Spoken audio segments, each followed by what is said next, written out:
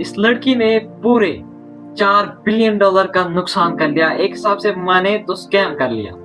$4 billion इसने पूरी दुनिया से गायब करवा दिए, लोगों को स्कैम करवा दिया और फिर गायब हो गई। वेम्बली एरेना, लंदन, साल 2016। लाइट्स धीमी होती है, क्राउड चिल्लाती है और स्टेज पर स्टेप करती है एक औरत पूरी कॉन्फिडेंस के साथ। एक मीनवाइल उसका नाम जो था वो था डॉक्टर रूजा नाम रख लेते हैं। वो कैमरा की तरफ देखती है, मुस्कुराती है और पूरी दुनिया से एक वादा करती है कि अगले 2 सालों में बिटकॉइन को कोई नहीं पहचान पाएगा। बिटकॉइन का नाम, एक हिसाब से वो बिटकॉइन को डुबाना चाहती थी। हजारों लोग तालियां बजा रहे हैं, उन्हें लगता है कि वो हिस्ट्री देख रहे हैं। वो सही थी, बस जिस तरह उसका वो तरीका था वो गलत था। क्योंकि 16 महीने बाद ये औरत, जिसे दुनिया क्रिप्टो क्वीन कहती थी, एक फ्लाइट में बैठती है और फिर कभी नीचे ही नहीं उतरती है। जी हाँ, आज तक FBI उसे ढूंढ रही है, आज तक वो कभी नहीं मिली है। और अपना जो उसके इन्वेस्टर्स है, जिसने उसके कॉइन्स क्रिप्टो करेंसी में इन्वेस्ट किया है, वो अपनी इन्वेस्टमेंट वापस मांग रहे हैं। कोई नहीं जानता कि वो जिंदा है, मर गई है, कहाँ है, किधर है। तो चलिए शुरू करते हैं। ये कहानी है एक ऐसी औरत की जिसने दुनिया को करेंसी भेजा जो कभी एग्जिस्ट ही नहीं करती थी। एक स्कैम जिसने 175 कंट्रीज के लोगों को लूटा। एक स्कैम जिसकी कीमत थी $4 बिलियन से ज्यादा। और जब सब कुछ गिरने लगा तो FBI, इंटरपोल और दुनिया बाहर के पुलिस उसके पीछे पड़ गई। तो वो इस दुनिया से गायब हो गई, वैनिश हो गई। FBI के 72 इयर्स के हिस्ट्री में सिर्फ 11 औरतें, आयशा की 11 औरतें सबसे मोस्ट वांटेड लिस्ट में आती है। वांटेड लिस्ट है 11 औरतें, और उसमें से जो डॉक्टर ये है लिस्ट में शामिल है। जी हाँ, लेकिन सबसे डराने वाली बात है कि ये औरत मिसिंग है।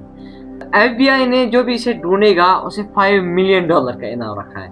क्या आपके पास लोकेशन है, क्या है, कुछ पता है? बस FBI को जाके दे दो और $5 मिलियन का रिवॉर्ड है, ये कंफर्म है। $5 मिलियन आपको मिल जाएंगे। आपको मिलियनर बनना है, जाके बे यार इसके पीछे पड़ जाओ।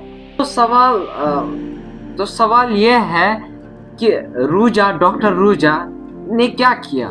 सवाल यह है कि वो कौन थी और वो कहाँ है। चलिए शुरू से शुरू करते हैं। 1980 में रूस, बुल्गारिया, एक रोमानी परिवार में पैदा होती है एक लड़की, रूजा पेलिमेनोवा। कम्युनिस्ट बुल्गारिया में जिंदगी आसान नहीं थी। जब वो सिर्फ 10 साल की थी, उनका परिवार जर्मनी चला गया, छोटे से टाउन में। लेकिन ये लड़की कुछ अलग ही थी। स्कूल में टॉप करती थी, स्कॉलरशिप जीती है, यूनिवर्सिटी ऑफ कॉन्सेंट में वहाँ से PhD करती है, प्राइवेट इंस्टीट्यूशनल लॉ में। फिर आगे पढ़ाई करती है ऑक्सफोर्ड यूनिवर्सिटी में, और फिर ज्वाइन करती है दुनिया के सबसे prestigious consulting firm McKinsey and company. एक अमेरिकन लड़की डॉक्टर रूजा तक का सफर। ये जर्नी एक फिल्म जैसी लगती है, लेकिन जो असली कहानी है वो अब शुरू होती है। क्योंकि डॉक्टर रूजा के पास सिर्फ डिग्रीज नहीं थी, उसके पास था एक गिफ्ट लोगों को बिलीव कराने के लिए। और ये गिफ्ट आने वाले सालों में दुनिया का सबसे बड़ा फाइनेंशियल क्राइम में से एक बनेगा। 2014 बिटकॉइन अभी नया ट्रेंड कर रहा था, दुनिया क्रिप्टो के बारे में बात कर रही थी, लेकिन समझ किसी को नहीं आ रहा था। और ये कंफ्यूजन रूजा के लिए एक सुनहरा मौका बन गया था।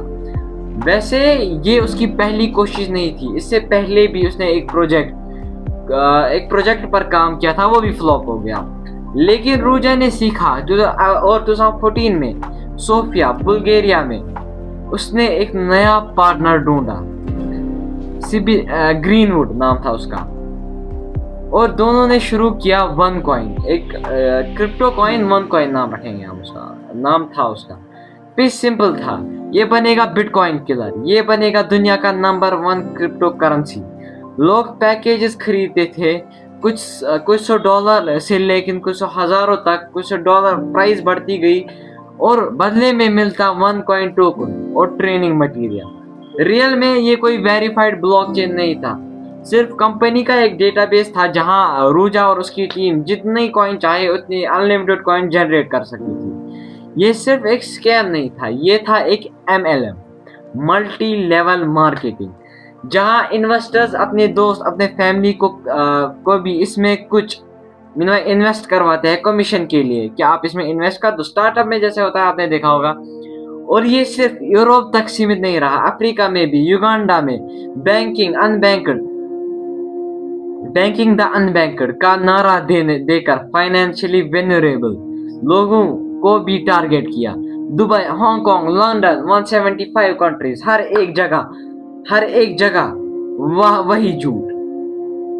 लेकिन जब पैसा इतना बड़ा हो गया, झूठ ज्यादा देर तक नहीं छुप सकता था।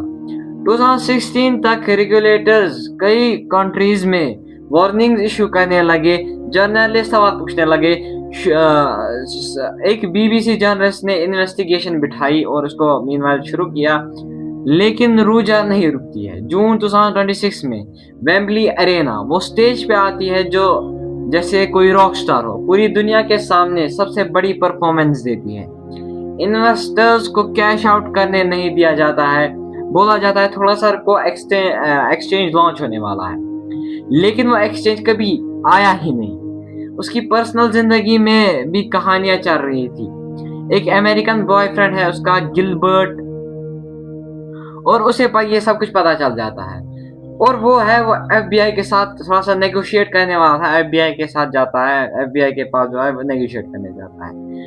और क्या उसको वैसे कैसे पता चलता है? क्योंकि जो रूजा है वो खुद उसका अपार्टमेंट बग करवाती है, और अब वो जानती थी कि FBI करीब आ रही है। अक्टूबर 12, 2017 न्यूयॉर्क एक कोर्ट में सीक्रेटली एक इंसिडेंट फाइल होती है उसके खिलाफ, wire fraud, money laundering, conspiracy.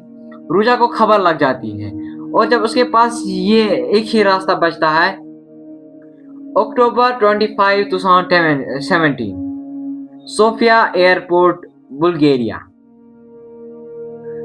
Ruja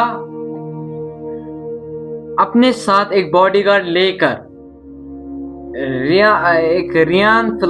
रियानरी flight में बैठती है, डेस्टिनेशन एथेंस, ग्रीस। किसी को कुछ अजीब नहीं लगता, ये नॉर्मल था। वो हमेशा ट्रैवल करती रहती थी, इधर से उधर जाती रहती थी। और उस पल के बाद डॉक्टर रूजा, जो कभी वेम्बली अरेना में बैठी थी, कभी एंट्री दे रही थी, मीनवाइल वो पूरी दुनिया के लिए गायब हो जाती है, जैसे वो कभी थी नहीं। कोई पासपोर्ट स्कैन नहीं, कोई CCTV फुटेज नहीं, कोई बैंक ट्रांजैक्शन नहीं, कुछ भी नहीं, जैसे वो कभी इस दुनिया में थी ही नहीं। उसके इन्वेस्टर्स जो अगली इवेंट की अटेंड करने की तैयारी कर रहे थे, अगली स्पीच सुनने वाले थे, सिर्फ एक खाली स्टेज देखते रह गए। बिहाइंड द सीन क्योस मचा हुआ था, कंपनी क्रम्बल हो रही थी, लेकिन रूजा वो कैमरा से हाइडलाइन कोर्ट से सबसे दूर कहीं गायब हो चुकी थी, और दुनिया को इसका पता तब चलता है जब बहुत देर हो चुकी।